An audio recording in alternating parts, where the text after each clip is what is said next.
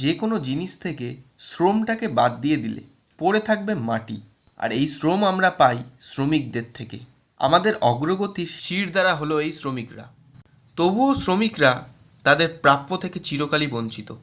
বর্তমানে তাদের মুখ্য প্রতিযোগী হয়ে দাঁড়িয়েছে মেশিন। কারণ মেশিন 24 ঘন্টা কাজ করতে পারে একই গতিতে, সঠিকভাবে। কিন্তু শ্রমিক তা পারে না।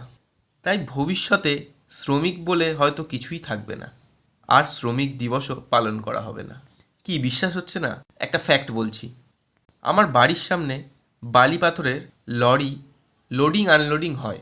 আগে দেখতাম 6জন শ্রমিক মিলে একটা লরিতে বালি লোড করছে, কিন্তু এখন দেখি একজন জেসিবিতে বসে খুবই অল্প সময় এক গাড়ি বালি লোড করে ফেলছে।